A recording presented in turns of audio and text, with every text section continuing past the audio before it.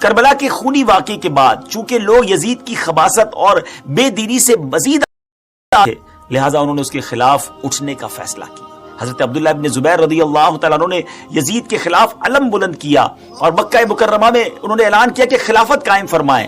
اہل مدینہ نے کربلا میں یزید کی فوج کے کارنامے سنے تو وہ بھی حضرت عبداللہ بن زبیر سے مل گئے اور ان سے بیعت کر لی۔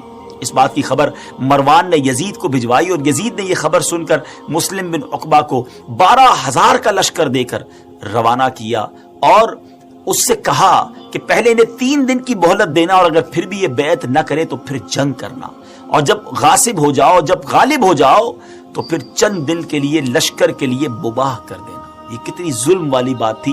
مباح کر دینے کا مقصد یہ ہوتا ہے کہ پھر لشکر کے حوالے کر دینا اہل مدینہ کا، وہ جو چاہیں کریں، جس کا مال لوٹیں، جس کی بے عزتی کرنا ہو، استغفر اللہ۔ اور پھر ظالموں نے جو کچھ کیا تو مسلم بن عقبہ نے لشکر مدینہ منورہ لے کر پہنچا، جنگ کا اعلان کر دیا۔ 63 سنہ ہجری کا یہ واقعہ ہے ناظرین، ایز ایکسپیکٹڈ لوگوں نے بیعت کرنے سے بالکل انکار کر دیا۔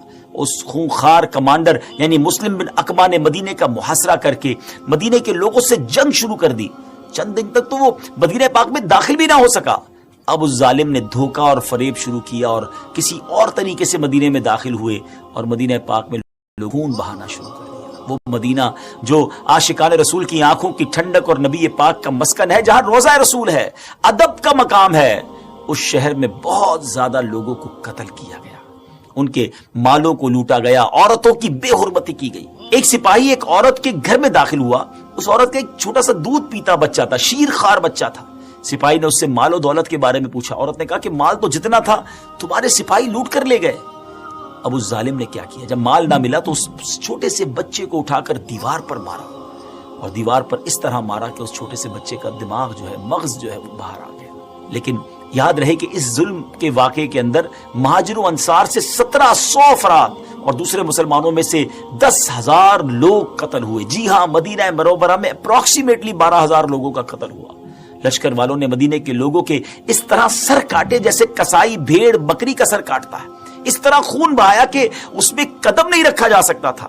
مہاجر و انصار کی اولاد اور جنگ بدر کے مجاہدوں کو قتل کیا گیا، اور جو ان میں سے باقی رہ گئے تھے ان کو یزید کی غلام کی حیثیت سے بیعت کی گئی یا مسلمان عورتوں کی عزت پامال کی گئی۔ اللہ اکبر، اللہ اکبر۔ جی ہاں ڈیئر ویورز، مسلم بن عقبہ جب مدینہ پر مسلط ہو گیا تو لوگوں سے یزید کے غلام کی حیثیت سے بیعت لی تھی تاکہ ان کے بال اور ان کی اولاد یزید کے اختیار میں آ جائے اور جس طرح وہ چاہے اس میں تصرف کرے، اور اگر وہ منع کرتے تو ان کو قتل کر دیا جاتا۔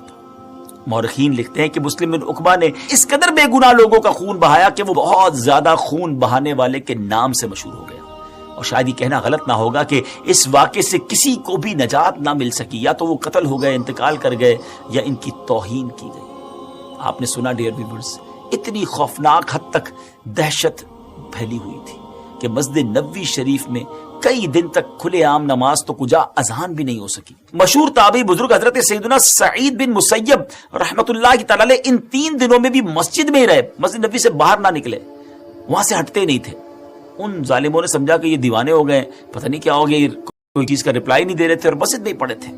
لیکن اب وہ خود بتاتے ہیں کہ نماز کا وقت کیسے سمجھ آتا، اذان تو ہوتی نہیں تھی، تو وہ کہتے تھے کہ نماز کے جب وقت ہوتا تھا تو نبی پاک کی قبر انور سے ایک گنگناہٹ کی ایک آواز آتی تھی، پیارے آقا علیہ السلام کی قبر انور سے انہیں آواز سنائی دیتی تھی، اور اسی سے ان کو اندازہ ہو جاتا تھا کہ اب نماز کا وقت ہوا ہے۔ سبحان اللہ، نبی پاک کا یہ معجزہ تھا، اور اس آواز کا سمجھ لینا یہ سب حضرت سعید بن پاک ان کے صدقے ہماری مغفرت فرمائے۔ ڈیئر ویورز، یزید پلید کا بھیجا ہوا لشکر جو مسلم بن عقبہ کے ساتھ تھا، وہ مدینے کی بے حرمتی کر کے مدینے کے علاقوں کو پامال کر کے پھر مدینے سے مکے کی طرف روانہ ہوتا ہے۔ مکہ مکرمہ میں حضرت عبداللہ بن زبیر سے جنگ کی جائے، اس لیے وہ لوگ جاتے ہیں۔ ابھی یہ راستے میں تھا کہ مسلم بن عقبہ کا ٹائم پورا ہو گیا، اس کو موت نے پکڑ لیا۔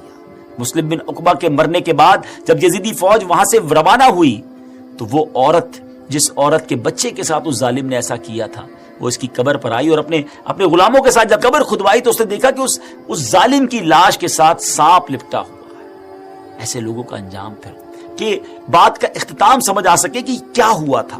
حسین بن نمیر کے اس لشکر نے مکے کا محاصرہ کر لیا اور عبداللہ ابن زبیر نے مسجد الحرام میں پناہ لے لی تھی، اس پر حملہ کیا۔ مکہ مکرمہ پر ان ظالموں نے جو حملہ کیا ناظرین، یعنی منجنیق، یہ جو غلیل ہوتی ہے نا، جس طرح ایسی بڑی ایک غلیل جس سے پتھر پھینکے جاتے تھے اس زمانے میں، ان ظالموں نے آگ برسائی، جس کے نتیجے میں خانہ کعبہ کے پردے اور چھت میں آگ لگ گئی۔